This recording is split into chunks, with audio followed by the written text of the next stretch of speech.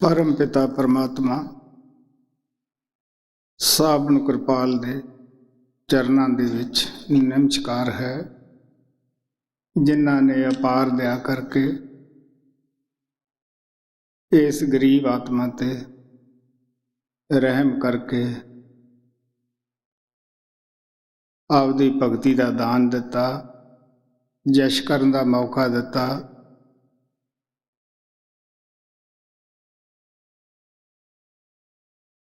गुरु नानक ने कहा सी कि जिसदा किसी गुरु पीर तो कोई फायदा हो जावे, ओदा दिल ओदे शुकराने नाल भर जाना चाहिदा है।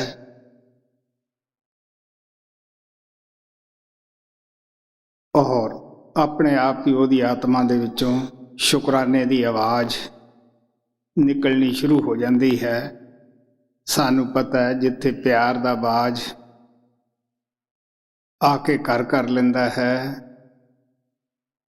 उथे कोई चिड़ी कां पर नहीं मारदा गा। इसे तरह जिथे शब्द रूप गुरु आके अपना टिकाणा बना लेंदा है, बैठ जाता है, वो हिरदा भी हर लोकाई वास्ते की जीव जंतु वास्ते दया नाल प्यार नाल भर जाता है। इसे तरह साडे शरीर उपर तीन पड़दे है, साडी आत्मा दे उपर तीन पड़दे है। स्थूल है, सूक्ष्म है, कारण है, चाहे तुसी तीन देश कह लो। स्थूल देश जिहदे विच आपां बैठे हैं, सूक्ष्म जिहदे विच स्वर्ग वकुंठ सारे मंडल आ जाते हैं। कारण देश चाहे इन्हां तुसीं तीन पड़दे कह लो, चाहे तीन देश कह लो।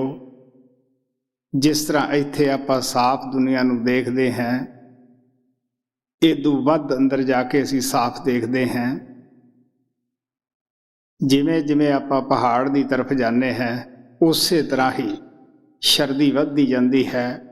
इस तरह जिमें आपां सिमरन के जरिए अपनी आत्मा नूं शरीर दे विचों कढ़ के दोनों परवटियां के दरम्यान लियाउने हैं, उस तरह साडा मन जो जन्मां जन्मांतरां तो साडे नाल लग्या है, ये ना सोया अंदर आउंदा है, ना बैठिया ना चलदियां। तुसी देख लो, जदों आपां तुरदे फिरदे हैं उदों भी मन साडे अंदर नहीं हुंदा गा, किसे ना किसे मुल्क दा, किसे ना किसे दा सैर करदा या किसे नाल लड़ाउंदा झगड़ाउंदा रहिंदा है। जे बैठदे है मन फिर भी बाहर ही बाहर रहिंदा है। जदों सौने हैं उदों पता ही है कि फिर भी यह अंदर नहीं आउंदा गा। लेकिन जेड़े यह ऐब पाप करदा है या जो शक्लां दिन भर यह देखदा है, वो सब अंदर आ जांदियां हन।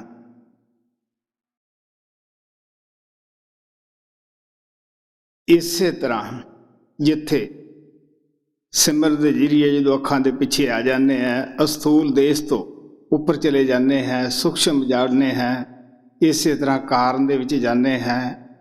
जिमें जिमें असी उपर जावांगे, साडा प्यार सच्चे दिलों साडे अंदर तड़फ गुरु वास्ते पैदा हुंदी है।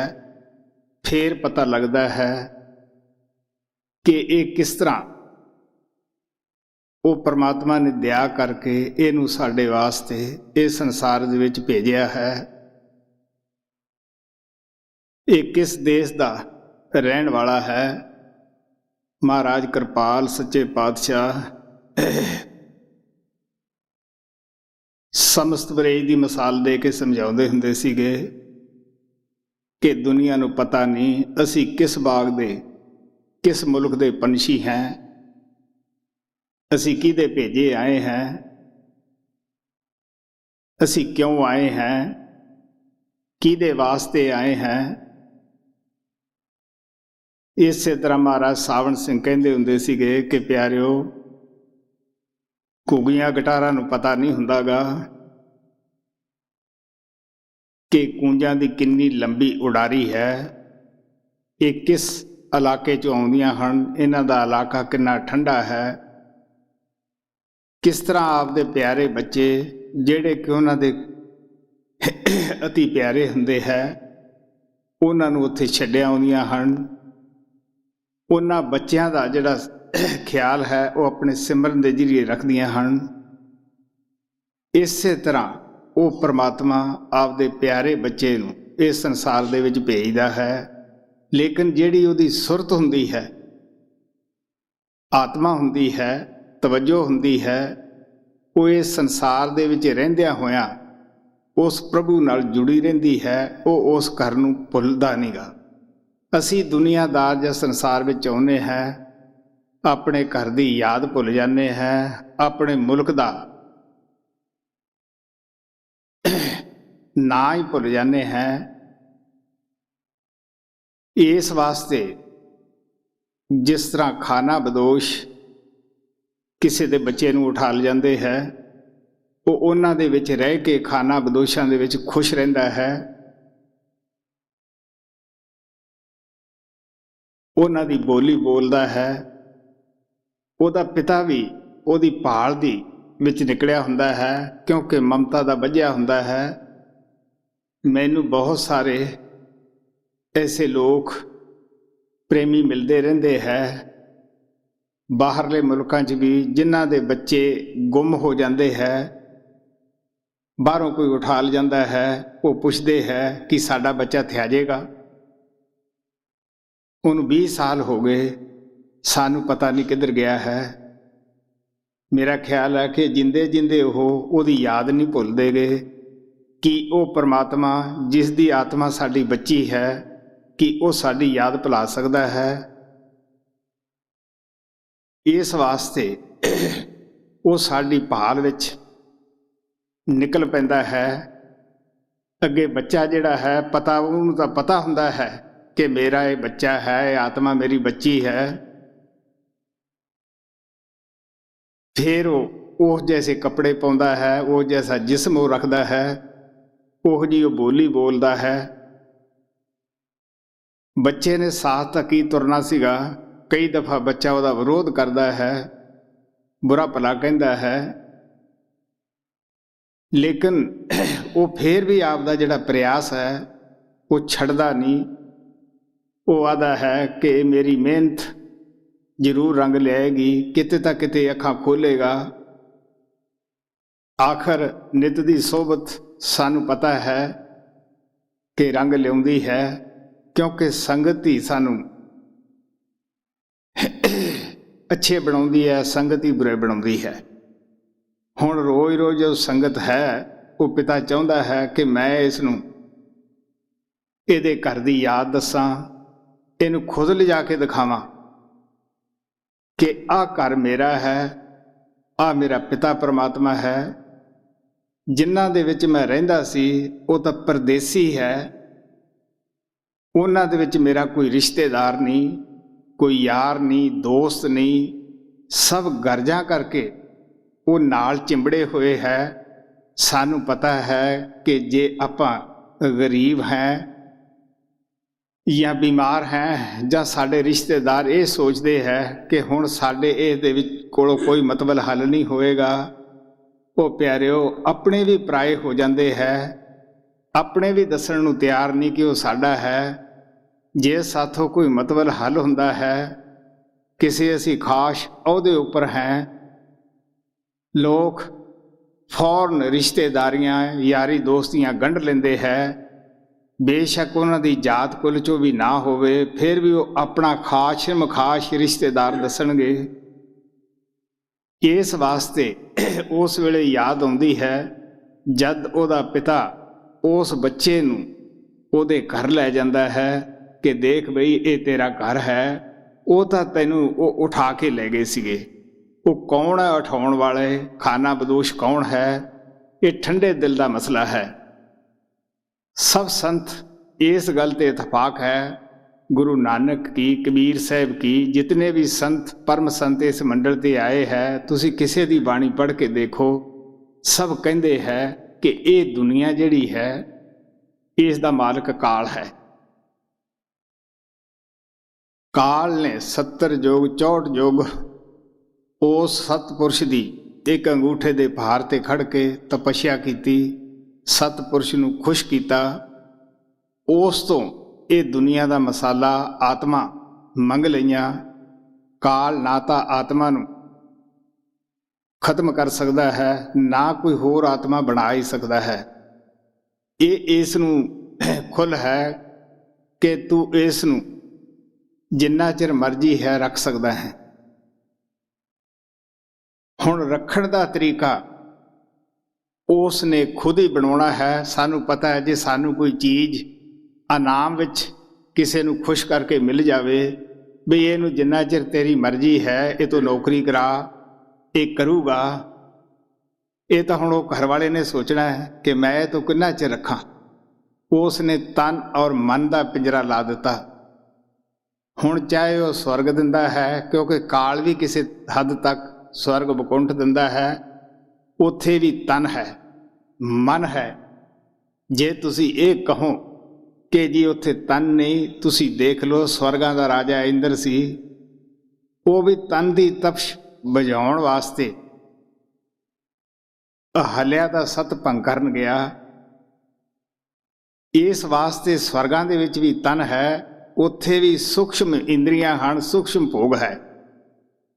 तो तन का पिंजरा लाता। जे असी बाहर स्थूल देश विच हैं फिर भी पिंजरा है।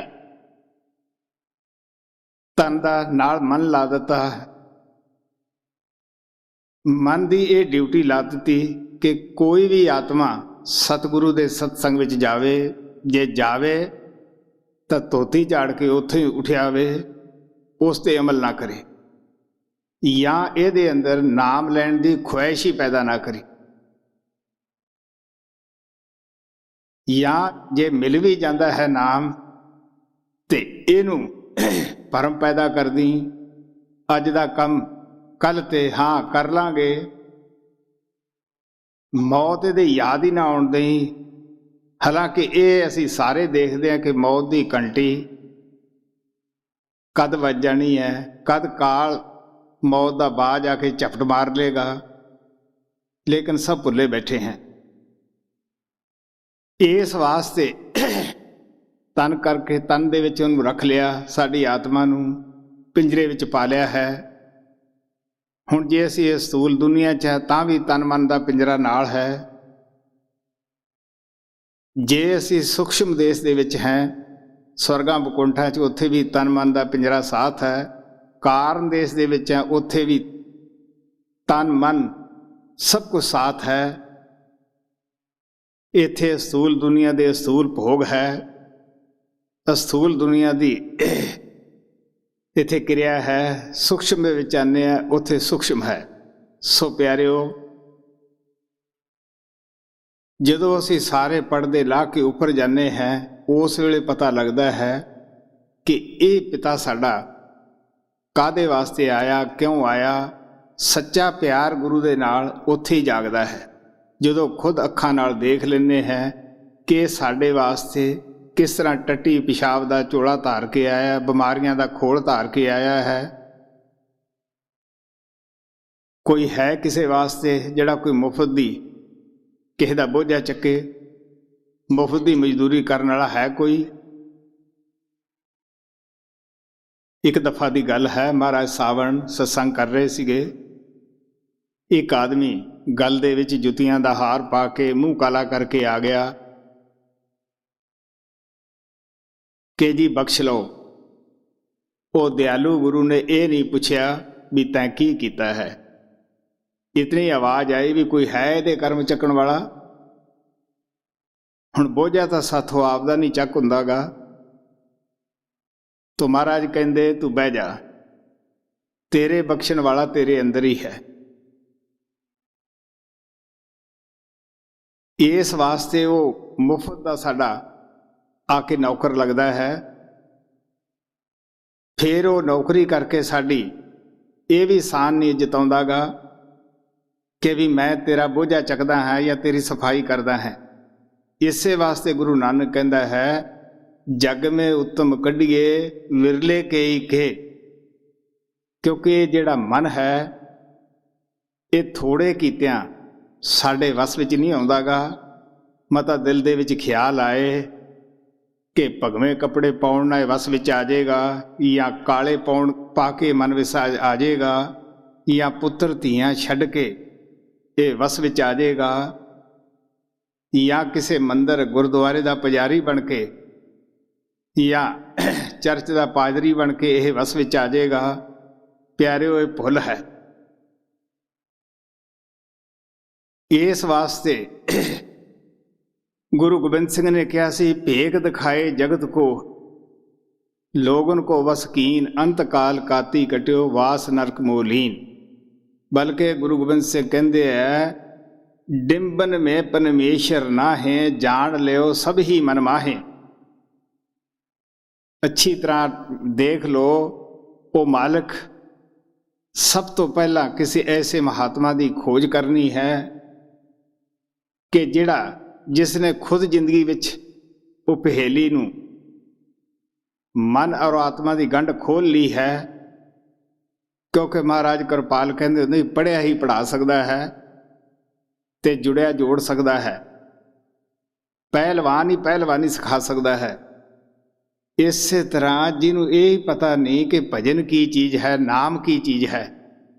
क्योंकि जे नाम महाराज कहते होंदे लफ्ज हुंदा तो 5 साल की लड़की भी दे सकती सी। रिखिया मुनिया नूं की लोड़ सी प्यारिओ, जाके किसी महात्मा दे बूहे विच झाड़ू कढ़ दे या उन्हां दे दर दे उत्ते एक फकीर बन के बैठ दे।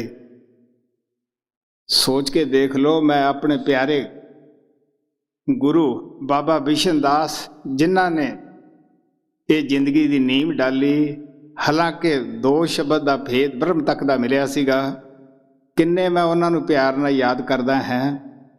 वो जवाने दे बड़े पढ़े लिखे सी, शाही घराने विचों पैदा होए सी, कोई वक़्त सी उन्होंने आखिर राजगद्दी प्राप्त करनी सी। उन्होंने की लोड़ सी भादों दे महीने जाके अमोलक दास दे बूहे दे उत्ते वो कंटियां वाली वाड़ नूं मीना मीना कढ़दे। ये भी नहीं पूछा कि महाराज जी ये तुहाडा घर नहीं, तुहाडा खेत नहीं, ये कास वास्ते लवाउने हो।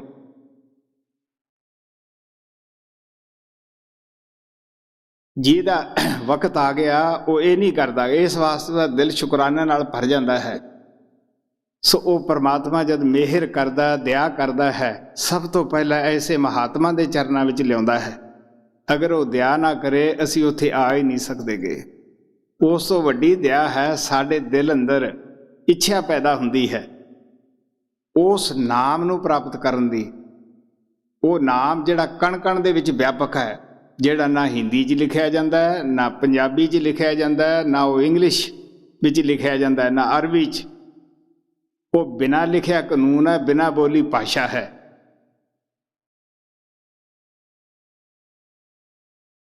इस वास्ते उस दी साडे अंदर इच्छा हुंदी है। फिर अगे साडे भाग है, गुरु नानक कहते हैं वो भी जे गुरु कोले अमानत है साडी, वो भी तद ही दिंदा है। उन्होंने खुशी हुंदी है मुफ्त दे के वो अमानत। गुरु नानक ने कहा सी, पराई अमानत क्यों रखी है, दिती हूँ सुख होए। उन्होंने खुशी हुंदी है। उस तो वड्डे भाग है ते असीं करनी दी तरफ जाने हैं। जो मालिक दया ना होवे असीं वो महात्मा दी सत्संग च नहीं आउंदे गे। जे आ भी जाने हैं ते असीं वो साडे अंदर इच्छा ही पैदा नहीं करदा गा। तुलसी साहब ने कहा सी, तुलसी पिछले पाप से हर कथा ना सहाए, चाहे सोवै चाहे चला ते चाहे दिए बात चलाए। नींद आ जाएगी, आलस पैदा हो जाएगा,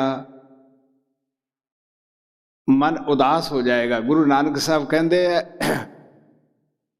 उत्थे उन्हां दा चित नहीं लगदा गा। ਬਗਲਾ ਕਾਗ ਨਾ ਰਹੀ ਉੱਥੇ ਜੇ ਹੋਵੇ ਅਤ ਸਿਆਣਾ। ਉਹਨਾਂ ਰਿਜ਼ਕ ਨਾ ਪਾਇਆ ਉੱਥੇ ਉਹਨਾਂ ਹੋਰੋਂ ਖਾਣਾ। ਉਹਨਾਂ ਨੇ ਹੋਰ ਕੀ ਹੈ, ਜਿੱਥੇ ਚੁਗਲੀ ਨਿੰਦਿਆ ਹੁੰਦੀ ਹੈ, ਰਾਜੇ ਮਹਾਰਾਜਿਆਂ ਦੀਆਂ ਕਹਾਣੀਆਂ ਹੁੰਦੀਆਂ ਹਨ, ਉਹਨਾਂ ਦਾ ਦਿਲ ਉੱਥੇ ਹੁੰਦਾ ਹੈ ਖੁਸ਼। ਲੇਕਿਨ ਜਿੱਥੇ ਨਾਮ ਦੀ ਮਹਿਮਾ ਹੈ, ਨਾਮ ਦੀ ਚਰਚਾ ਹੈ, ਕਿਸੇ ਦੀ ਭੰਡੀ ਨਹੀਂ ਗਈ, ਉੱਥੇ ਉਹਨਾਂ ਦਾ ਚਿੱਤ ਉਦਾਸ ਹੋ ਜਾਂਦਾ ਹੈ। ਹੰਸਾਂ ਹੀਰਾ ਮੋਤੀ ਚੁਗਣਾ। ਹੰਸ ਦੀ ਖੁਰਾਕ ਕੀ ਹੈ? ਹੀਰੇ ਮੋਤੀ ਤੇ ਬਗ ਡੱਡਾਂ ਭਾਲਣ ਜਾਵੇ। ਬਗਲਾ ਕਿੱਥੇ ਜਾਏਗਾ ਬਈ? ਜਿੱਥੇ ਡੱਡਾਂ ਮਿਲਦੀਆਂ ਹਨ। ਇਸੇ ਤਰ੍ਹਾਂ ਅਸੀਂ ਕਿੱਥੇ ਜਾਵਾਂਗੇ ਬਈ? ਜਿੱਥੇ ਭੈੜੇ ਖੋਟੇ ਪ੍ਰਚਾਰ ਹੁੰਦੇ ਹੈ, ਜਿੱਥੇ ਇੱਕ ਦੂਜੇ ਦੀ ਨਿੰਦਿਆ ਹੁੰਦੀ ਹੈ, ਇੱਕ ਸਮਾਜ ਦੂਸਰੇ ਨੂੰ ਗਾਲੀਆਂ ਕੱਢਦਾ ਹੈ।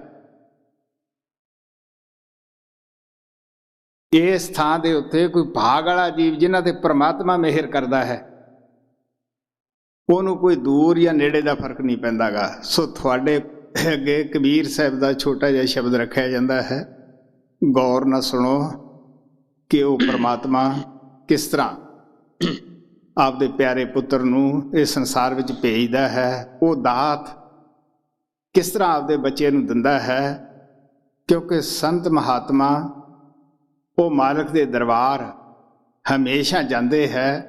ਤੁਹਾਨੂੰ ਪਤਾ ਹੈ ਕਿ ਉਹ ਭਗਵਾਨ ਨਹੀਂ ਹੁੰਦੇ ਗੇ, ਉਹ ਭਗਵਾਨ ਦੇ ਬੱਚੇ ਜ਼ਰੂਰ ਹੁੰਦੇ ਹੈ। ਉਹਨਾਂ ਨੇ ਉਹਨੂੰ ਆਪਦੇ ਉੱਤੇ ਖੁਸ਼ ਕਰ ਲਿਆ। ਪਿਆਰਾ ਬੱਚਾ ਜੋ ਆਪਦੇ ਪਿਤਾ ਦਾ ਕਿਹਾ ਮੰਨਦਾ ਹੈ, ਪਿਤਾ ਉਹਨੂੰ ਆਪਣਾ ਕਮਾਇਆ ਧਨ ਵੀ ਦੇ ਜਾਂਦਾ ਹੈ। ਇਸੇ ਤਰ੍ਹਾਂ ਉਹਨਾਂ ਨੇ ਉਸ ਪਰਮਾਤਮਾ ਨੂੰ ਆਪਣੇ ਉੱਤੇ ਮਿਹਰਬਾਨ ਕੀਤਾ ਹੁੰਦਾ ਹੈ। ਉਹ ਰੋਜ਼ ਆਪਦੇ ਪਿਤਾ ਦੇ ਘਰ ਜਾਂਦੇ ਹੈ, ਰੋਜ਼ ਉੱਥੇ ਹਾਜ਼ਰੀ ਲਵਾਉਂਦੇ ਹੈ, ਤਾਂ ਪਿਤਾ ਖੁਸ਼ ਹੋ ਕੇ ਉਹਨਾਂ ਨੂੰ ਉਹ ਦਾਤ ਦਿੰਦਾ ਹੈ। ਕਿਹੜੀ ਦਾਤ ਦਿੰਦਾ ਹੈ? ਜਿਹੜੀ ਖਾਂਦਿਆਂ ਖਰਚਿਆਂ ਟੋਟ ਨਹੀਂ ਆਉਂਦੀ, ਨਖੁੱਟਦੀ ਨਹੀਂ ਗੀ, ਜਿਹਨੂੰ ਅੱਗ ਨਹੀਂ ਸਾੜ ਸਕਦੀ, ਚੋਰ ਚੁਰਾ ਨਹੀਂ ਸਕਦਾ, ਪਾਣੀ ਡੁਬਾ ਨਹੀਂ ਸਕਦਾ ਗਾ। ਉਹ ਦਾਤ ਧਰੋਂ ਲੈ ਕੇ ਆਉਂਦੇ ਹੈ। ਨਾ ਉੱਥੇ ਈਸ਼ਰ ਦਾ ਉਜਰ ਹੈ, ਨਾ ਪਰਮੇਸ਼ਰ ਦਾ। ਈਸ਼ਰ ਕੌਣ ਹੈ? ਜੋ ਬ੍ਰਹਮ ਦਾ ਮਾਲਕ ਹੈ। ਅਸੀਂ ਉਸ ਨੂੰ ਪੂਜਦੇ ਹਾਂ। ਸਾਨੂੰ ਦੁਨੀਆਦਾਰਾਂ ਨੂੰ ਪਤਾ ਨਹੀਂ ਗਾ ਕਿ ਅਸਲੀ ਖੁਦਾ, ਅਸਲੀ ਪਰਮਾਤਮਾ ਸਾਡਾ ਕੌਣ ਹੈ। ਅਸੀਂ ਨਿਚਲੇ ਮੰਡਲਾਂ ਦੇ ਜੋ ਧਨੀ ਹੈ ਉਹਨਾਂ ਦੀ ਪੂਜਾ ਸੇਵਾ 'ਚ ਲੱਗੇ ਬੈਠੇ ਹਾਂ। ਸੋ ਇਸ ਵਾਸਤੇ ਗੌਰ ਨਾਲ ਸੁਣਨ ਵਾਲਾ ਹੈ ਸ਼ਬਦ। बिरह और प्रेम शब्द 29वां कबीर साहिब की शब्दावली पन्ना नंबर 16। गुर बिन दाता कोई नहीं, जाग मांगण हारा। गुर बिन दाता कोई नहीं,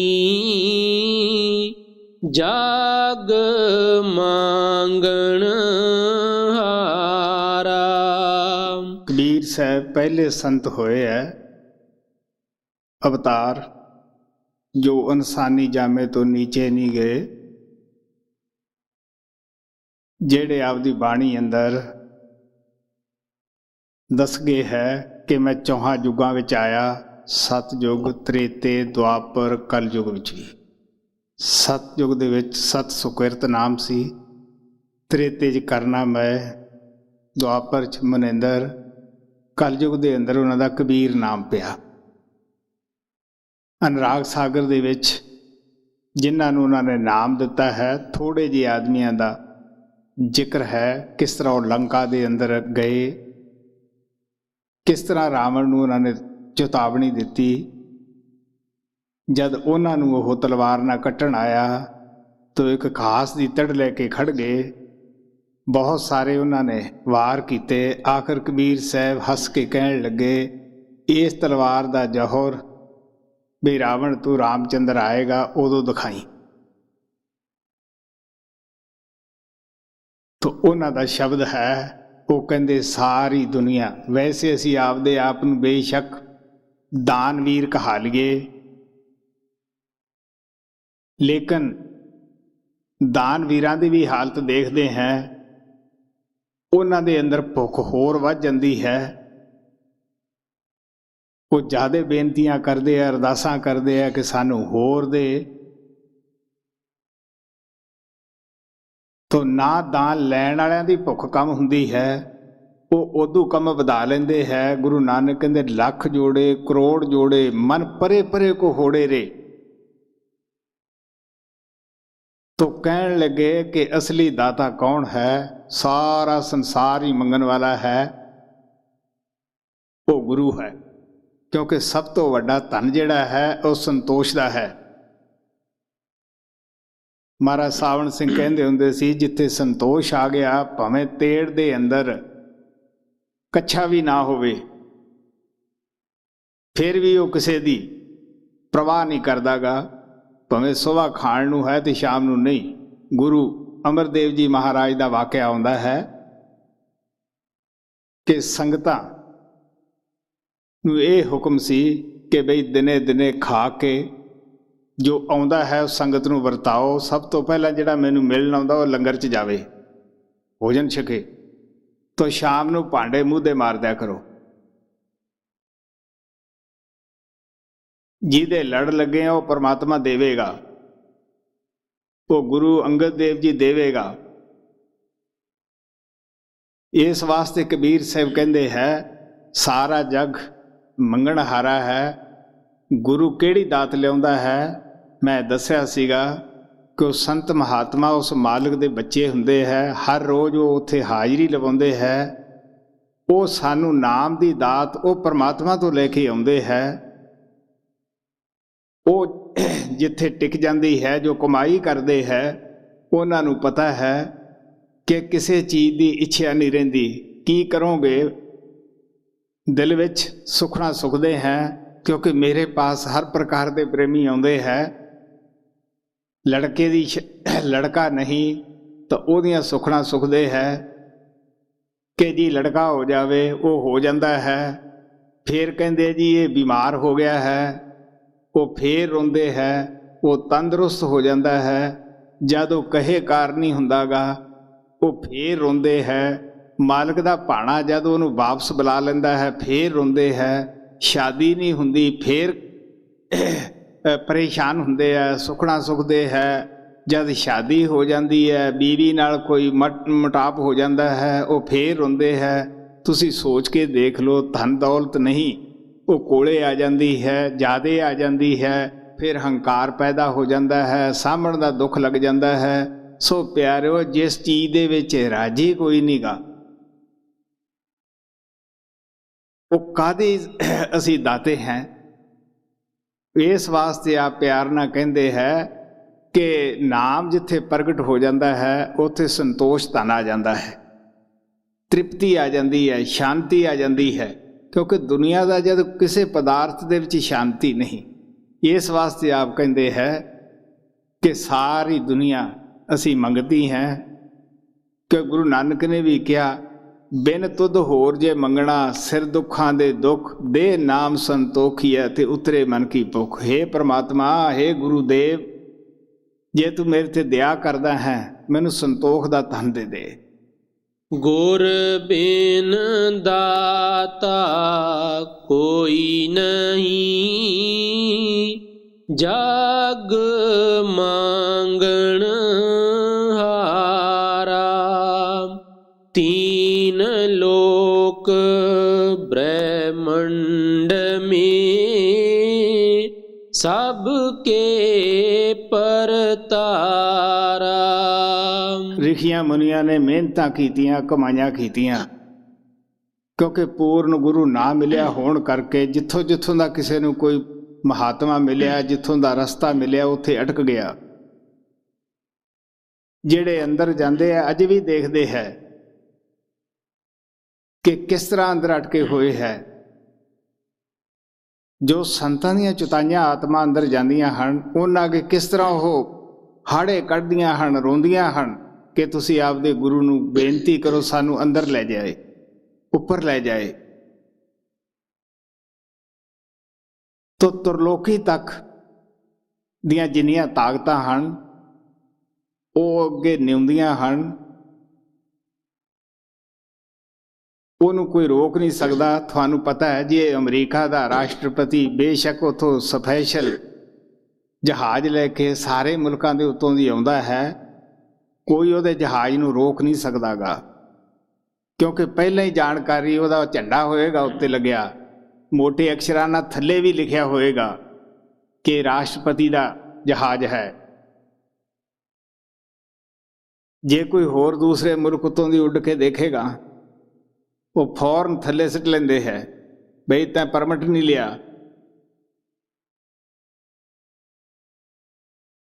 ਇਸੇ ਤਰ੍ਹਾਂ ਉਹਦੇ ਗੁਰੂ ਨੇ ਉਸ ਨੂੰ ਉਹ ਪਰਮਿਟ ਦਿੱਤਾ ਹੁੰਦਾ ਹੈ, ਉਹ ਲਾਇਸੈਂਸ ਦਿੱਤਾ ਹੁੰਦਾ ਹੈ, ਉਹ ਪਛਾਣ ਦਿੱਤੀ ਹੁੰਦੀ ਹੈ।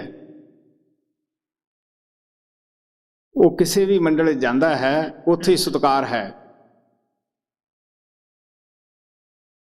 ਜਿਸ ਤਰ੍ਹਾਂ ਜਦੋਂ ਅੰਗਰੇਜ਼ਾਂ ਦਾ ਰਾਜ ਸੀ, ਜਿਹੜੇ ਲੋਕ ਵਲਾਇਤ ਜਾਂਦੇ ਸਨ, ਉੱਥੇ PhD ਦੀ ਡਿਗਰੀ ਕਰੇ ਆਉਂਦੇ ਸਨ, ਉਹ ਇੱਥੇ ਆ ਕੇ ਸਿੱਧੇ ਡਾਇਰੈਕਟ ਕਲੈਕਟਰ ਦੀ ਪਦਵੀ 'ਤੇ ਲੱਗਦੇ ਸੀ। ਉਸ ਪੜ੍ਹਾਈ ਦਾ ਆਦਰ ਹੁੰਦਾ ਸੀ, ਜਿੱਥੇ ਵੀ ਜਾਂਦੇ ਸੀ ਉਹਨਾਂ ਨੂੰ ਕੁਰਸੀ ਮਿਲਦੀ ਸੀ। ਇਸੇ ਤਰ੍ਹਾਂ ਉਹ ਸਤਿਗੁਰੂ ਦੇ ਅੱਗੇ ਉਹ ਸਭ ਤਾਕਤਾਂ ਨਿਉਂਦੀਆਂ ਹਨ, ਜਿੱਥੇ ਵੀ ਜਾਂਦਾ ਹੈ ਉਹਨੂੰ ਆਦਰ ਮਿਲਦਾ ਅੰਦਰਲੇ ਮੰਡਲਾਂ 'ਚ ਵੀ ਜੀ। तीन लोक ब्रह्मंड में सबके परतारा, अपराधी तीर्थ चले का तीर्थ तारे, काम क्रोध मद ना मिटा का देह पखारे। ਆਮ ਤੌਰ 'ਤੇ ਕੀ ਹੁੰਦਾ ਹੈ, ਹਿੰਦੁਸਤਾਨ ਦੇ ਅੰਦਰ 68 ਤੀਰਥ ਹੈ, ਜਿਨ੍ਹਾਂ ਦੀ ਕਾਫੀ ਮਹਾਨਤਾ ਸਾਨੂੰ ਲਿਖੀ ਮਿਲਦੀ ਹੈ ਜਾਂ ਬਜ਼ੁਰਗਾਂ ਤੋਂ ਸੁਣੀ ਹੋਈ ਹੈ, ਲੇਕਿਨ ਇਹ ਨਹੀਂ ਕਦੇ ਸੁਣਿਆ, ਦੇਖਿਆ ਜਾਂ ਸੋਚਿਆ ਦਿਮਾਗ ਨੂੰ ਹਿਲਾ ਕੇ ਕਿ ਤੀਰਥ ਕਿਉਂ ਬਣੇ ਬਈ, ਇਹਨਾਂ ਦੀ ਮਹਾਨਤਾ ਕਿਉਂ ਦੁਨੀਆ ਵਿੱਚ ਪੈਦਾ ਹੋਈ। ਤਾਂ ਸਾਨੂੰ ਪਤਾ ਲੱਗਦਾ ਹੈ ਕਿ ਉੱਥੇ ਕੋਈ ਨਾ ਕੋਈ ਮਹਾਤਮਾ ਨੇ ਸਤਸੰਗ ਕੀਤਾ, ਲੋਕਾਂ ਨੂੰ ਨਾਮ ਦਾ ਭੇਦ ਦਿੱਤਾ, ਵਕਤ ਪਾ ਕੇ ਲੋਕਾਂ ਨੇ ਉੱਥੇ ਤੀਰਥ ਬਣਾ ਲਏ। ਉਹਨਾਂ ਦੀ ਮਹਿਮਾ ਲਿਖ ਦਿੱਤੀ ਕਿ ਇੱਥੇ ਨਹਾਉਣ ਨਾਲ ਬਈ ਤੁਹਾਨੂੰ ਮੁਕਤੀ ਮਿਲ ਜਾਏਗੀ। ਗੁਰੂ ਨਾਨਕ ਦੀ ਸੰਤਾਂ ਦੀ ਬਾਣੀ 'ਚੋਂ ਪਤਾ ਲੱਗਦਾ ਹੈ, ਗੁਰੂ ਨਾਨਕ ਕਹਿੰਦੇ ਦੇਵਤਿਆਂ ਨੇ ਦੁੱਖ ਭੁੱਖ ਦੀ ਖਾਤਰ ਤੀਰਥ ਰਚ ਲਏ, ਵੀ ਲੋਕ ਆਉਣਗੇ ਇੱਥੇ ਮਾਇਆ ਚੜਾਉਣਗੇ।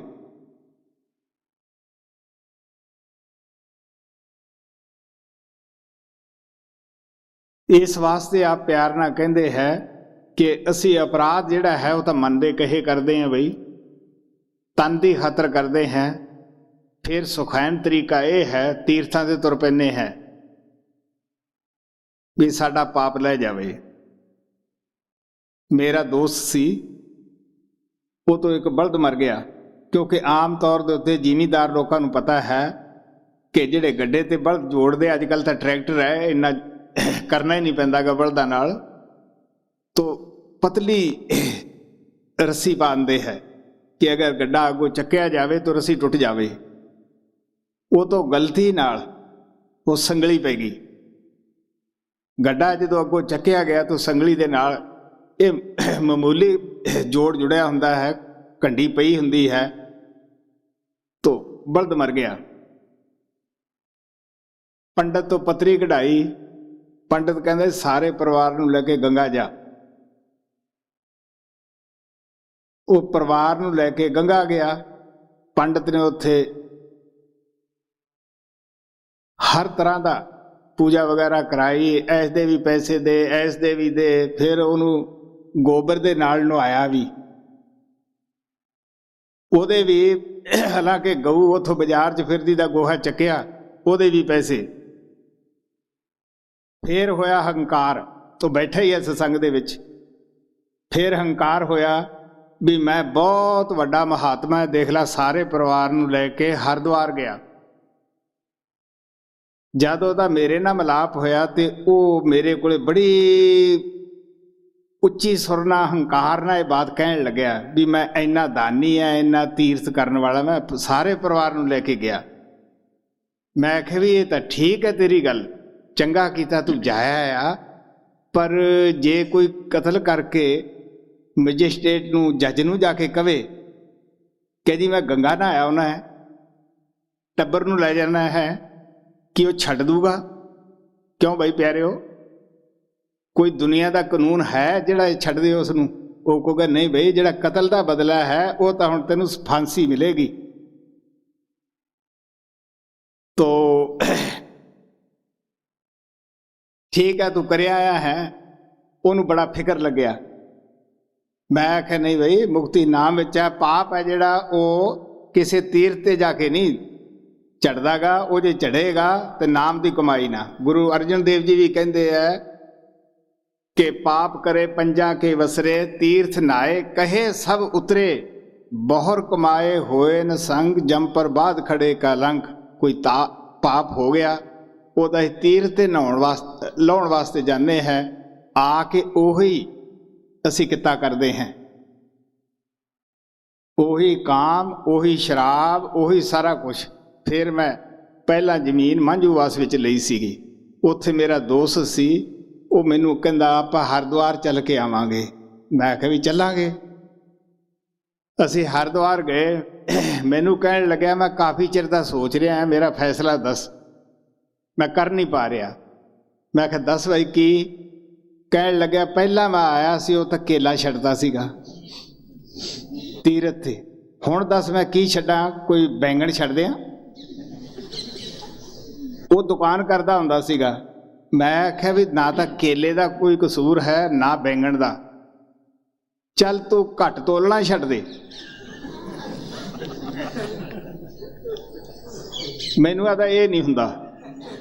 ਹੁਣ ਤੁਸੀਂ ਸੋਚ ਕੇ ਦੇਖ ਲਓ, ਇਹ ਕੋਈ ਨਹੀਂ ਕਹਿੰਦਾ। ਮੈਂ ਆਖਿਆ ਵੀ ਤੂੰ ਇਹ ਕਹਿ ਮੈਂ ਗਾਹਾਂ ਨੂੰ ਪਾਪ ਨਹੀਂ ਕਰੂੰਗਾ।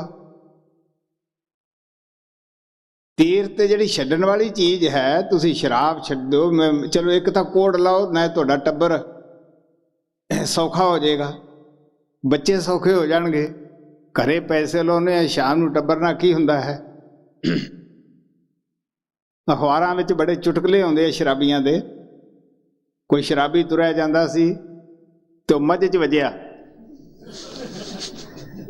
ਤੋ ਕਿਸੇ ਨੇ ਕਿਹਾ ਵੀ ਉਹਨੂੰ ਮਾਂ ਕਰਕੇ ਪਿਆਰ ਕਰਦਾ ਸੀਗਾ, ਤੋ ਕਹਿੰਦਾ ਵੀ ਇਹ ਤਾਂ ਮੱਝ ਹੈ, ਤੇਰੀ ਮਾਂ ਤਾਂ ਨਹੀਂ ਇਹ। ਜਦੋਂ ਅੱਗੇ ਗਿਆ ਤੇ ਉਹਦੀ ਮਾਂ ਖੜੀ ਸੀਗੀ, ਹੁਣ ਸ਼ਰਾਬੀ ਨੂੰ ਕਿਹੜਾ ਦੀਦੀ ਸੀਗੀ, ਉਹ ਉਹਦੇ ਵਿੱਚ ਵੱਜਿਆ। ਕਹਿਣ ਲੱਗਾ ਸੌਰੀ ਦੀ ਅੱਗੇ ਹੀ ਅੜੀ ਰਹੀ।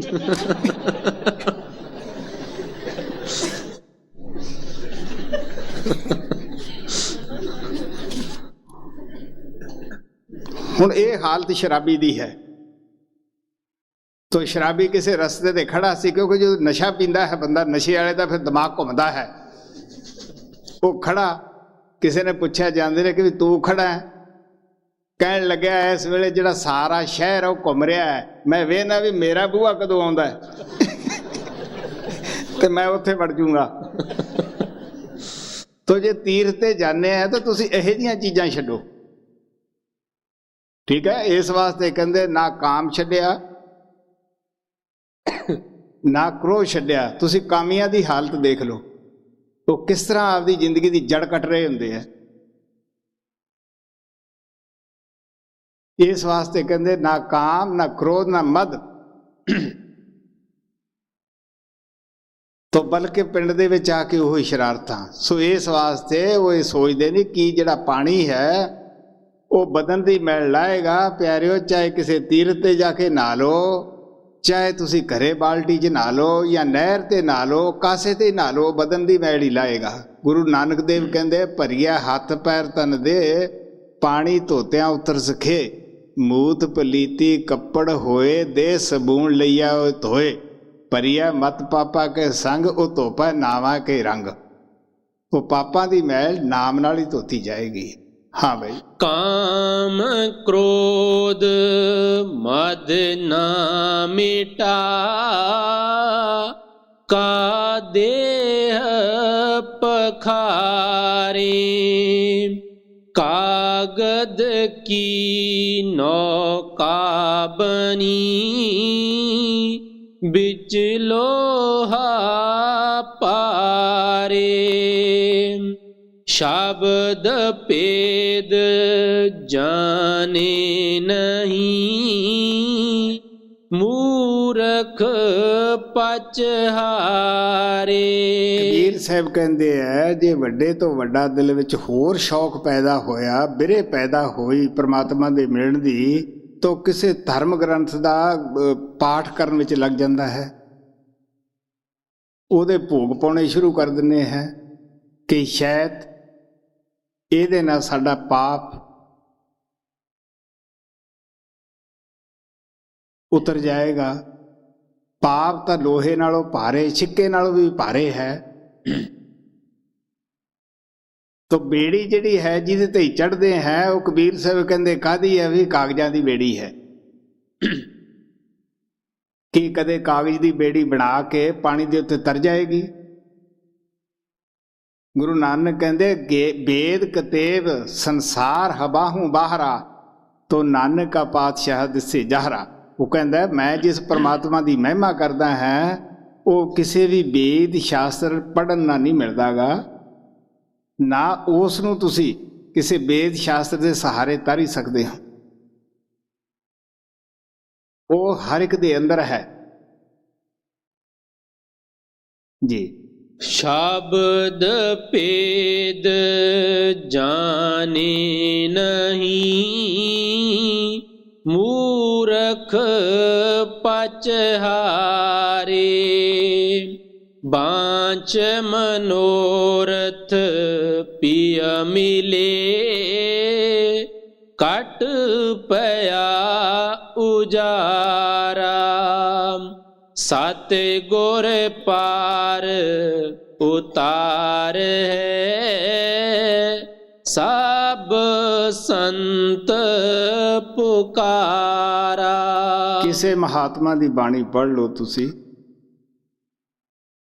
ਹਿੰਦੂ ਦੀ, ਮੁਸਲਮਾਨ, ਸਿੱਖ, ਈਸਾਈਆਂ ਦੀ ਬਾਣੀ ਪੜ੍ਹ ਕੇ ਦੇਖ ਲਓ। ਹਰ ਇੱਕ ਬਾਣੀ ਦੇ ਅੰਦਰ ਇਹੀ ਮਹਾਤਮਾ ਨੇ ਆਪ ਦਾ ਤਜਰਬਾ ਲਿਖਿਆ ਹੈ। 4 ਚੀਜ਼ਾਂ ਦੀ ਮਹਿਮਾ ਹੈ। ਬਾਕੀ ਉਹਦੇ ਮੁਤਲਕ ਮਸਾਲਾ ਦੇ ਦੇ ਕੇ ਕਿੰਨੇ ਕਿੰਨੇ ਵੱਡੇ ਗ੍ਰੰਥ ਉਹਨਾਂ ਨੇ ਲਿਖੇ, ਕਿੰਨੀਆਂ ਮਿਹਨਤਾਂ ਕੀਤੀਆਂ ਉਹਨਾਂ ਨੇ, ਸਾਡੇ ਤੇ ਤਰਸ ਖਾਧਾ, ਰਹਿਮ ਕੀਤਾ ਵੀ ਕਮ ਸੇ ਕਮ ਇਹਨਾਂ ਨੂੰ ਪੜ੍ਹ ਕੇ, ਇਹ ਸ਼ਬਦ ਨੂੰ ਪੜ੍ਹ ਕੇ ਨਹੀਂ ਤਾਂ ਇਸ ਨੂੰ ਪੜ੍ਹ ਕੇ ਇਹਨਾਂ ਦੀ ਸੁਰਤ ਅੰਦਰ ਜਾਊਗੀ, ਗੁਰੂ ਕੋਲੇ ਜਾਣਗੇ। ਤਾਂ ਕਬੀਰ ਸਾਹਿਬ ਕਹਿੰਦੇ ਆ ਤਰਨ ਦਾ ਕੀ ਤਰੀਕਾ ਹੈ? ਤੁਸੀਂ ਕਿਸੇ ਪੂਰਨ ਮਹਾਤਮਾ ਦੇ ਬਾਣੀ ਵਿੱਚ ਜਾਂਦੇ ਹੈ, ਹਰੇਕ ਮਹਾਤਮਾ ਨੇ ਲਿਖਿਆ ਕਿ ਬਗੈਰ ਗੁਰੂ ਤੋਂ ਮੁਕਤੀ ਨਹੀਂ। ਤੋ ਗ੍ਰੰਥਾਂ ਦੇ ਵਿੱਚ ਕੀ ਆਉਂਦਾ ਹੈ? ਸਤਸੰਗ ਦੀ ਮਹਿਮਾ ਹੈ। ਕਿਹੜੀ ਸਤਸੰਗ ਦੀ ਮਹਿਮਾ ਹੈ? ਕਿਸੇ ਪੂਰਨ ਮਹਾਤਮਾ ਦੀ ਸੰਗਤੀ। ਆਮ ਅਸੀਂ ਸਤਸੰਗ ਕਿਹਨੂੰ ਕਹਿੰਦੇ ਹੈ? ਕਿ ਜਿੱਥੇ ਥੋੜੇ ਬਹੁਤੇ ਆਦਮੀ ਇਕੱਠੇ ਹੋ ਕੇ ਬੈਠ ਗਏ ਹੈ, ਇੱਕ ਦੂਸਰੇ ਨੂੰ ਨਿੰਦਿਆ ਕਰ ਰਹੇ ਹੈ, ਬੁਰਾ ਭਲਾ ਕਰ ਰਹੇ ਹੈ, ਇੱਕ ਫਿਰਕੇ ਦੀ ਤਾਰੀਫ ਹੈ, ਦੂਸਰੇ ਨੂੰ ਨੀਵਾਂ ਦਿਖਾ ਰਹੇ ਹੈ। ਆਮ ਤੌਰ ਤੇ ਅੱਜ ਕੱਲ੍ਹ ਇਹੀ ਕੁਝ ਹੋ ਰਿਹਾ ਪਿਆਰਿਓ। ਹਰ ਸਮਾਜ ਇਹ ਕਹਿੰਦਾ ਸਾਡਾ ਹੀ ਸਮਾਜ ਵੱਡਾ ਹੋਵੇ। ਮਹਾਰਾਜ ਸਾਵਣ ਸਿੰਘ ਕਹਿੰਦੇ ਹੁੰਦੇ ਸੀਗੇ ਜੇ ਭਲਾ ਸਾਰੀ ਦੁਨੀਆ ਹਿੰਦੂ ਹੋ ਜਾਏਗੀ ਫੇਰ ਕਿਹੜਾ ਸ਼ਾਂਤੀ ਆ ਜਾਏਗਾ? ਜੇ ਸਾਰੇ ਸਿੱਖ ਹੀ ਸਿੱਖ ਹੋ ਜਾਣਗੇ ਫੇਰ ਕੀ ਸ਼ਾਂਤੀ ਆ ਜਾਏਗੀ? ਜੇ ਸਾਰੇ ਮੁਸਲਮਾਨ ਹੋ ਜਾਣਗੇ ਤਾਂ ਫੇਰ ਕੀ ਸ਼ਾਂਤੀ ਆ ਜਾਏਗੀ? ਸ਼ਾਂਤੀ ਤਾਂ ਨਾਮ ਵਿੱਚ ਹੈ। ਇਸ ਵਾਸਤੇ ਪੂਰਨ ਮਹਾਤਮਾ ਦੀ ਸੰਗਤ ਦੀ ਸੋਭਾ ਲਿਖੀ ਹੋਈ ਹੈ। ਲੇਕਿਨ ਉਹ ਕਹਿੰਦੇ ਵੱਡ ਭਾਗੀ ਗੁਰੂ ਸੰਗਤ ਪਾਵੈ, ਭਾਗਹੀਣ ਭਰਮ ਚੋਟਾਂ ਖਾਵੈ। ਕੋਈ ਵੱਡੇ ਭਾਗਾਂ ਵਾਲੇ ਆ ਉਹਨਾਂ ਨੂੰ ਇਹ ਸੰਗਤ ਮਿਲੇਗੀ। ਭਾਗਹੀਣ ਭਰਮ ਚੋਟਾਂ ਖਾਵੈ, ਉਹ ਭਰਮ ਦੇ ਵਿੱਚ। ਬਿਨ ਭਾਗਾਂ ਸਤ ਸੰਗ ਨਾ ਲੱਭੇ, ਬਿਨ ਸੰਗਤ ਮੈਲ ਭਰੀਜੈ ਜੀਓ। ਭਾਗ ਹੈ। ਕੋਈ 7 ਸਮੁੰਦਰ ਟੱਪ ਕੇ ਆਉਂਦਾ ਹੈ, ਕੋਈ 4 ਸਮੁੰਦਰ, ਕੋਈ 2 ਸਮੁੰਦਰ। ਤੁਸੀਂ ਦੇਖ ਲਓ ਜਿਨ੍ਹਾਂ ਦੇ ਭਾਗਾਂ 'ਚ ਹੈ, ਜਿਨ੍ਹਾਂ ਦੇ ਨਹੀਂ ਭਾਗਾਂ 'ਚ ਹੁੰਦੇ ਉਹ ਕੋਲੇ ਬੈਠੇ ਹੀ ਰਹਿ ਜਾਂਦੇ ਘਮੰਡ। ਗੁਰੂ ਨਾਨਕ ਕਹਿੰਦੇ ਹੈ ਭਾਗਹੀਣ, ਗੁਰੂ ਨਾ ਮਿਲੇ ਨਿਕਟ ਬੈਠਿਆ ਨਿਤ ਪਾਸ।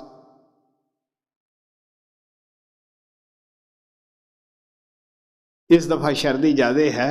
ਸ਼ੁਰੂ 'ਚ ਮੈਨੂੰ ਕਹਿਣ ਲੱਗੇ, ਮੈਂ ਜਦੋਂ ਪ੍ਰੇਮੀਆਂ ਨੂੰ ਕਿਹਾ ਵੀ ਤੁਸੀਂ ਇਸ ਤਰ੍ਹਾਂ ਜਿਵੇਂ ਅੱਗੇ ਇੰਤਜ਼ਾਮ ਕਰੋ, ਮੈਨੂੰ ਕਹਿਣ ਲੱਗੇ ਬਈ ਐਤਕੀ ਸ਼ਰਧੀ ਬਹੁਤ ਹੈ, ਕਿਸੇ ਨੇ ਆਉਣਾ ਨਹੀਂ। ਮੈਂ ਹੱਸ ਪਿਆ। ਮੈਂ ਕਿਹਾ ਵੀ ਜਿਹਦੇ ਭਾਗਾਂ 'ਚ ਕੁਛ ਲਿਖਿਆ ਹੈ ਉਹ ਕਿਵੇਂ ਰਹੇਗਾ? ਬਾਰਿਸ਼ ਹੁੰਦੀ ਹੈ, ਬਰਫ਼ ਪੈਂਦੀ ਹੁੰਦੀ ਹੈ, ਕਦੇ ਸਿਨੇਮੇ ਵਾਲੇ ਰਹੇ।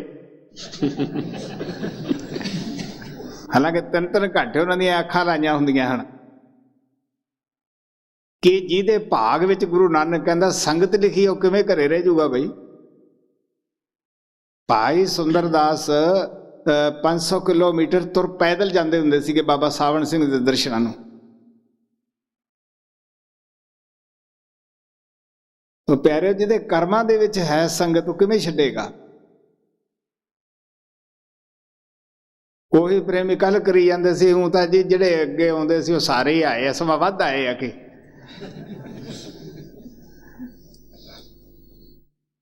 ਤੋ ਪਿਆਰਿਓ, ਜਿਨ੍ਹਾਂ ਦੇ ਭਾਗ ਵਿੱਚ ਲਿਖਿਆ ਹੈ ਬਿਨ ਭਾਗਾਂ ਸਤਸੰਗ ਨਾ ਲੱਭੇ, ਭਾਗ ਬਿਨਾਂ ਨਹੀਂ ਮਿਲਦੀ ਗੀ।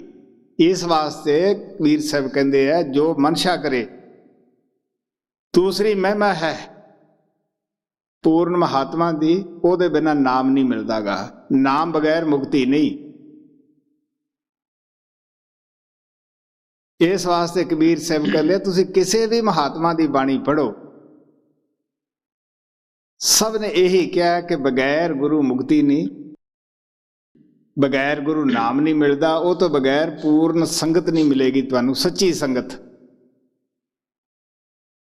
ਤੁਸੀਂ ਬਰਮਾਨੰਦ ਦਾ ਭਜਨ ਪੜ੍ਹਦੇ ਹੋ, ਗੁਰਬਿਨ ਕੌਣ ਸਹਾਈ ਨਰਕ ਮੇ, ਗੁਰਬਿਨ ਕੌਣ ਸਹਾਈ ਰੇ। ਮਾਤਾ ਪਿਤਾ ਭੈਣ ਭਰਾ ਸਾਰੇ ਜਗਤ ਦੇ ਬੰਧੂ ਹੈ। ਤੋ ਸਤਿਗੁਰੂ ਬੰਧ ਛਡਾਉਣ ਵਾਸਤੇ ਆਉਂਦਾ ਹੈ ਜੀ। ਸਤ ਗੁਰ ਪਾਰ ਉਤਾਰ ਹੈ, ਸਭ ਸੰਤ ਪੁਕਾਰਾ। ਪਾਹਨ ਕੋ ਕਾ ਪੂਜੀਏ, या में का पावे। 68 के फल कर मिले, जो साध जिमावे। ਹੁਣ ਜਿਹੜੇ ਲੋਕ ਪੱਥਰ ਪੂਜਦੇ ਆ, ਉਹਨਾਂ ਨੇ ਬੜੀਆਂ ਪੱਥਰ ਦੀਆਂ ਕਹਾਣੀਆਂ ਲੰਮੀਆਂ ਚੌੜੀਆਂ ਲਿਖੀਆਂ ਹੁੰਦੀਆਂ ਹਨ। ਲੇਕਿਨ ਸੰਤ ਕਹਿੰਦੇ ਆ ਜਿਹੜਾ ਆਪ ਡੁੱਬਦਾ ਉਹ ਤੁਹਾਨੂੰ ਕਿਵੇਂ ਤਾਰ ਦੇਗਾ। ਤੋ ਕਬੀਰ ਸਾਹਿਬ ਕਹਿੰਦੇ ਆ ਵੀ ਜੇ ਪੱਥਰ ਪੂਜਣ ਨਾਲ ਪਰਮਾਤਮਾ ਮਿਲਦਾ ਹੋਵੇ ਤਾਂ ਮੈਂ ਪਹਾੜ ਪੂਜਣ ਨੂੰ ਤਿਆਰ ਹਾਂ। ਕਿਉਂ ਇਦੋਂ ਸਸਤਾ ਹੋਰ ਸੌਦਾ ਕਿਹੜਾ ਹੈ। ਕੀ ਲੋੜ ਸੀ ਸੰਤਾਂ ਮਹਾਤਮਾ ਨੂੰ ਰਾਤਾਂ ਜਾਗਣ ਦੀ, ਮਿਹਨਤਾਂ ਕਰਨ ਦੀ। ਮੈਂ ਕਈ ਵਾਰੀ ਦੱਸਦਾ ਹੁੰਦਾ ਬਈ ਸਾਡੇ ਤਾਇਆ ਜੀ ਗੁਜ਼ਰ ਗਏ, ਉਹਨਾਂ ਦੇ ਕੋਈ ਬੱਚਾ ਬੱਚੀ ਨਹੀਂ ਸੀਗਾ। ਮਾਲਵੇ ਦੇ ਲੋਕਾਂ ਨੂੰ ਪਤਾ ਹੀ ਹੈ, ਜਿਸ ਦੇ ਕੋਈ ਬੱਚਾ ਬੱਚੀ ਨਾ ਹੋਵੇ, ਔਤ ਮਰਿਆ ਹੋਵੇ, ਉਹਦੀ ਇਹ ਜ਼ਰੂਰ ਮੱਟੀ ਬਣਾਉਂਦੇ ਹੈ। ਕਿਉਂ ਬਈ ਮਲਵਈਆਂ ਨੂੰ ਪਤਾ ਹੀ ਹੈ, ਉਹ ਭਾਵੇਂ ਪਤਾ ਨਹੀਂ ਕਿਹੜੀ ਜੂਨ 'ਚ ਗਿਆ ਹੈ, ਉਹਦੀ ਮੱਟੀ ਬਣਾਉਂਦੇ ਹੈ। ਤਾਂ ਸਾਡੇ ਪਿਤਾ ਜੀ ਵੀ ਹੈ ਕਿ ਉਹਦੀ ਜਾਇਦਾਦ ਖਾਨੇ ਆ, ਮੱਟੀ ਬਣਾ ਲਈ। ਮੈਨੂੰ ਰੋਜ਼ ਉਹਨਾਂ ਦੀ ਬੜੀ ਤਾਰੀਫ ਕਰਿਆ ਕਰੇ। ਤੋ ਇੱਟਾਂ ਲਿਆ ਕੇ ਧੋ ਕੇ ਗੰਗਾ ਜਲੀ ਦੇ ਨਾਲ ਉਹ ਰੱਖੀਆਂ ਵੀ ਇਹਦੀ ਕੱਲ੍ਹ ਨੂੰ ਮਿਸਤਰੀ ਨੂੰ ਸੱਦ ਕੇ ਤੇ ਮੱਟੀ ਬਣਾਵਾਂਗੇ। ਮੈਂ ਦੱਸਦਾ ਹੁੰਦਾ ਕਿ ਜਿਹੜੀਆਂ ਆਤਮਾ ਉੱਪਰੋਂ ਆਈਆਂ ਹੁੰਦੀਆਂ ਹਨ, ਉਹਨਾਂ ਨੂੰ ਕੁਦਰਤੋਂ ਹੀ ਨੌਲੇਜ ਹੁੰਦਾ। ਸ਼ੁਰੂ 'ਚ ਉਹਨਾਂ ਦਾ ਇਹੋ ਜਿਹੇ ਕੰਮ 'ਚ ਦਿਲ ਨਹੀਂ ਲੱਗਦਾ ਗਾ। ਤੋ ਮੈਂ ਰਾਤ ਨੂੰ ਉੱਠਿਆ ਤੇ ਉਹ ਇੱਟਾਂ ਲੁਕੋਤੀਆਂ। ਪਿਤਾ ਜੀ ਤੜਕੇ ਉਹ ਇੱਟਾਂ ਭਾਲਦੇ ਫਿਰਨ। ਮੈਂ ਕਿ ਇੱਟਾਂ ਇੱਥੇ ਰੱਖੀਆਂ ਸੀ ਮੜੀ ਬਣਾਉਣ ਨੂੰ, ਤੋ ਸਾਰੇ ਪਰਿਵਾਰ ਦੇ ਵਿੱਚ ਭਾਲਦੇ ਭੁੱਲਦੇ ਰਹੇ। ਜਦੋਂ ਦੇਖਿਆ ਵੀ ਹੁਣ ਥੱਕ ਗਏ ਆ, ਮੈਂ ਆਖਿਆ ਉਹ ਇੱਟਾਂ ਤਾਂ ਮੈਂ ਇੱਧਰ ਰੱਖਤੀਆਂ। ਮੈਨੂੰ ਕਹਿੰਦੇ ਹੈ ਤਾਂ ਕਿੱਡਾ ਪਾਪ ਕੀਤਾ। ਜਦੋਂ ਉਹਨਾਂ ਨੇ ਮਠੀ ਉੱਥੇ ਬਣਾ ਲਈ, ਗਏ ਪੂਜਣ। ਜਾਂਦਿਆਂ ਨੂੰ ਗਿੱਦੜ ਨੂੰ ਆਦਤ ਹੁੰਦੀ ਹੈ ਪੱਕੇ ਥਾਂ ਤੇ ਉੱਚੇ ਥਾਂ ਆਪਦਾ ਉਹ ਮੈਲ ਸਾਫ਼ ਕਰਦਾ ਹੈ। ਜਿਹੜੇ ਖੇਤੀ ਕਰਦੇ ਉਹਨਾਂ ਨੂੰ ਪਤਾ ਹੈ ਵੀ ਗਿੱਦੜ ਦੀ ਕੀ ਕਰਤੂਤ ਹੁੰਦੀ ਹੈ। ਤੋ ਅੱਗੇ ਉਸ ਮਟੀ ਦੇ ਉੱਤੇ ਉਹ ਗਿੱਦੜ ਦੀ ਆਪਦੀ ਸਫਾਈ ਸਰੀਰ ਦੀ ਕੀਤੀ ਹੋਈ ਪਈ ਸੀ। ਉਹ ਕਹਿੰਦਾ ਵੀ ਜੇ ਮਾਰ ਕੇ ਗਿੱਦੜ ਨੂੰ ਇੱਥੇ ਸਿੱਟੇਗਾ ਨਾ ਤਾਂ ਫੇਰ ਤੇਰੀ ਮੈਂ ਦੇਗ ਵੰਡੂਗਾ, ਨਹੀਂ ਸਿੱਟਦਾ ਨਹੀਂ। ਉਹ ਗਿੱਦੜ ਉਹਨੇ ਮਾਰਿਆ ਨਹੀਂ ਤੇ ਸਾਡੇ ਪਿਤਾ ਦੀ ਜਾਨ ਛੁੱਟ ਗਈ। ਮੰਨਣ ਕਨੀਓ ਹਟ ਗਿਆ। ਤੋ ਕਹਿਣ ਦਾ ਭਾਵ ਮੇਰਾ ਹੈ, ਇਹ ਕਹਾਣੀਆਂ ਐਵੇਂ ਜੋੜੀਆਂ ਹੁੰਦੀਆਂ ਹਨ। ਜਿੰਨੀਆਂ ਜੋੜੀਆਂ ਹੁੰਦੀਆਂ ਹਨ ਮੈਂ ਦੱਸਦਾ ਹੁੰਦਾ ਬਈ ਉਹ ਭਗਤ ਨੂੰ ਸਾਰੇ ਪ੍ਰੇਮੀ ਜਾਣਦੇ ਸੀ, ਜਿਹੜਾ ਮੇਰੇ ਪਾਸ ਬਹੁਤ ਸਾਲ ਰਿਹਾ ਹੈ। ਮੈਂ ਉਹਨਾਂ ਦੇ ਘਰੇ ਚਲਿਆ ਗਿਆ, ਉਹਨਾਂ ਦੇ 10-12 ਮਠੀਆਂ ਬਣਾਈਆਂ ਹੋਈਆਂ ਸੀਗੀਆਂ। ਮੈਂ ਬੈਠਾ ਰਿਹਾ, ਮੇਰੇ ਦਿਲ 'ਚ ਆਈ ਵੀ ਚਲੋ ਸਬੱਬ ਨਾਲ ਆਏ ਆ, ਇਹਨਾਂ ਦੀ ਜਾਨ ਮੈਂ ਛੁਡਾ ਦੇਵਾਂ। ਮੈਂ ਉਹਨੂੰ ਕਿਹਾ ਵੀ ਤੂੰ ਸਾਰੀਆਂ ਨੂੰ ਢਾਹ ਕੇ ਨਾ ਬਾਹਰ ਸਿੱਟਿਆ। ਹੋਇਆ ਤਾਂ ਭਗਤ ਔਖਾ, ਪਰ ਉਹਨੇ ਸਾਰਾ ਕੁਝ ਜੋ ਸਮਾਨ ਸੀ ਉਹ ਬਾਹਰ ਸਿੱਟਿਆ ਤੇ ਇੱਕ ਕੋਠੇ ਦੇ ਉੱਪਰ ਸੀ। ਉਹਦਾ ਪਿਤਾ ਕਹਿਣ ਲੱਗਿਆ ਜੀ ਉਹ ਤਾਂ ਬਹੁਤ ਵੱਡਾ ਸ਼ਹੀਦ ਹੈ। ਮੈਂ ਕਿਹਾ ਕੋਈ ਗੱਲ ਨਹੀਂ, ਮੈਂ ਬੈਠਾ ਹੀ ਹਾਂ ਨਾ ਤੁਹਾਡੇ ਘਰੇ। ਖੈਰ ਉਹਨੂੰ ਵੀ ਉਹ ਬਾਹਰ ਸਿੱਟਿਆ ਆਇਆ। ਜਦੋਂ ਮੈਂ ਤੁਰਨ ਲੱਗਿਆ ਸਾਰਾ ਪਰਿਵਾਰ ਜੀ ਹੱਥ ਜੋੜ ਕੇ ਖੜ ਗਿਆ ਵੀ ਤੁਹਾਡੇ ਹੁੰਦਿਆਂ ਤੇ ਇਹਨਾਂ ਨੇ ਕੁਛ ਨਹੀਂ ਕਿਹਾ, ਤੁਹਾਡੇ ਮਗਰੋਂ। ਤਾਂ ਮੈਂ ਉਹਨਾਂ ਨੂੰ ਕਿਹਾ ਵੀ ਗੱਡੀ ਮੇਰੀ, ਤੇਲ ਮੇਰਾ, ਤੇ ਮੈਂ ਫੇਰ ਕਿਹੜਾ ਕਿਤੇ ਗਿਆ, ਮੈਂ ਆਇਆ। ਮੇਰਾ ਖਿਆਲ ਹੈ 18-19 ਸਾਲ ਦਾ ਵਾਕਿਆ ਹੈ। ਹਾਲ ਤੱਕ ਤਾਂ ਉਹਨਾਂ ਦੇ ਘਰੇ ਕੋਈ ਆਇਆ ਨਹੀਂ ਮਢੀ ਵਾਲਾ। ਤਾਂ ਮੈਂ ਨਾਮ ਦੇਣ ਲੱਗਿਆ ਵੀ ਕਹਿੰਦਾ ਹੁੰਦਾ ਵੀ ਜਿਹੜਾ ਤੁਹਾਡਾ ਕੋਈ ਹੈ ਨਾ ਇਹੋ ਜਿਹਾ ਵੱਡ ਵਡੇਰਾ, ਉਹਨੂੰ ਹੁਣ ਬੋਲ ਮਾਰ ਲਓ, ਕਿਉਂਕਿ ਨਾਮ ਜ਼ਿੰਮੇਵਾਰੀ ਹੁੰਦੀ ਹੈ। ਇਹ ਉਹ ਨਾਮ ਹੈ ਜਿਹਦੇ ਨੇੜੇ ਜਮ ਨਹੀਂ ਆਉਂਦਾ। ਗੁਰੂ ਨਾਨਕ ਸਾਹਿਬ ਕਹਿੰਦੇ ਆ, ਸ਼ਬਦ ਸੁਣੇ ਤੇ ਦੂਰੋਂ ਭਾਗੇ, ਮਤ ਹਰ ਜਮ ਮਾਰੇ ਬੇਪਰਵਾਹ ਹੈ। ਸੋ ਪਿਆਰਿਓ, ਕਬੀਰ ਸਾਹਿਬ ਜੋ ਕੁਛ ਕਹਿ ਰਹੇ ਹੈ ਕਿ ਪਹਿਨ ਪਰਮੇਸ਼ਰ ਕੀਆ, ਪੂਜੇ ਸਭ ਸੰਸਾਰ, ਇਸ ਪ੍ਰਵਾਸੇ ਜੋ ਰਹੇ ਸੋ ਬੂढ़े ਕਾਲੀ ਤਹਾਰ। ਠਾਕਰ ਪੂਜੇ ਮੁੱਲ ਲੈ, ਮਨ ਹਟ ਤੀਰਥ ਜਾਏ, ਦੇਖਾ ਦੇਖੀ ਸਵਾਂਗ ਤਰ ਤੇ ਭੂਲੇ ਪਟਕਾ ਖਾਏ। ਅਸੀਂ ਦੇਖਾ ਦੇਖੀ ਇਸ ਵਾਸਤੇ ਕਹਿੰਦੇ ਤਾਰਨ ਵਾਲਾ ਕੌਣ ਹੈ? ਜਿਹੜਾ ਤਰਿਆ ਹੈ ਉਹ ਗੁਰੂ ਹੈ ਜੀ।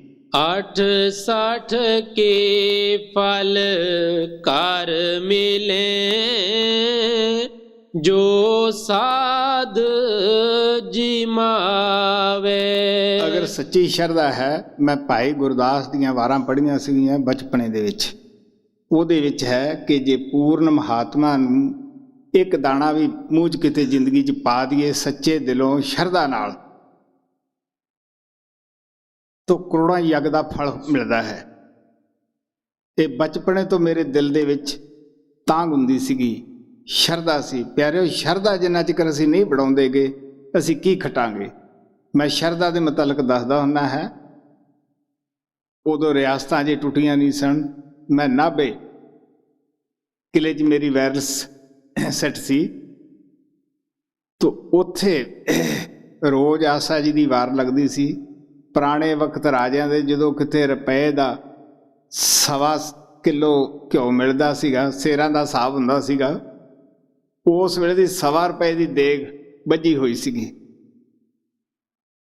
ਹੁਣ ਜਦੋਂ ਭਾਅ ਵੱਧਦਾ ਗਿਆ, ਕਿਸੇ ਨੇ ਰਿਪੋਰਟ ਨਾ ਕੀਤੀ ਵੀ ਹੁਣ ਰਸਨ ਹੋਰ ਚਾਹੀਦਾ ਹੈ, ਉਹ ਭਾਈ ਵੀ ਦਾ ਵੀ ਧੰਨਵਾਦ ਕਰਨਾ ਪਏਗਾ ਜਿਹੜਾ ਇੰਨੀ ਕੁ ਰਸਦ ਦਾ ਪ੍ਰਸ਼ਾਦ ਬਣਾਉਂਦਾ, ਤੇ ਇਤਨਾ ਕੁ ਪ੍ਰਸ਼ਾਦ ਬਣਦਾ ਉਹ।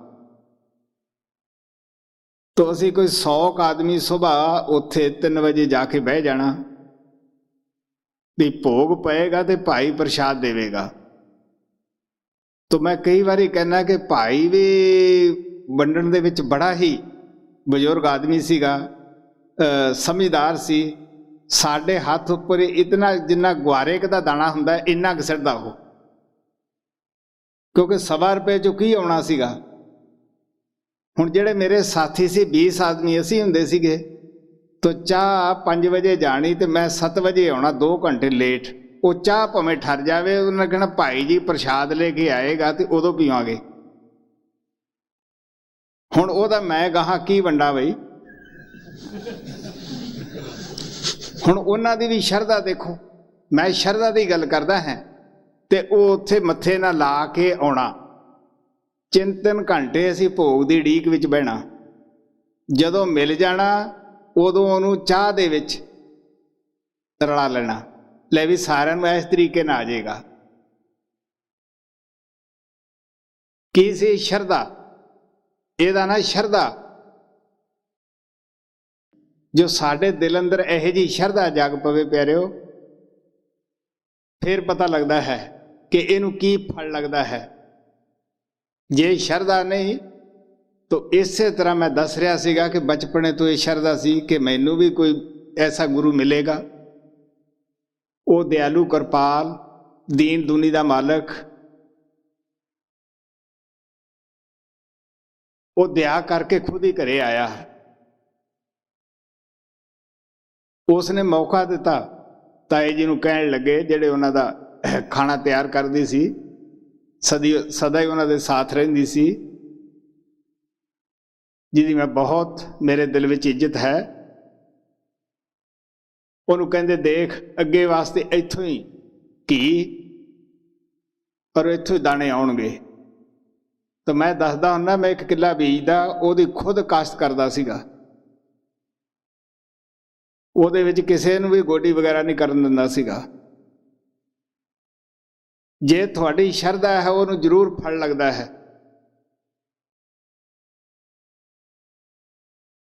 ਤਾਂ ਉਹ ਕਹਿਣ ਲੱਗੇ ਕੀ ਹੈ, 68 ਤੀਰਥਾਂ ਦਾ ਪੁੰਨ ਤੁਹਾਨੂੰ ਘਰ ਵਿੱਚ ਹੀ ਆ ਜਾਏਗਾ ਜੇ ਪੂਰਨ ਸਾਧੂ ਨੂੰ ਤੁਸੀਂ ਸ਼ਰਧਾ ਨਾਲ ਖਾਣਾ ਖਵਾਉਂਦੇ ਹੋ।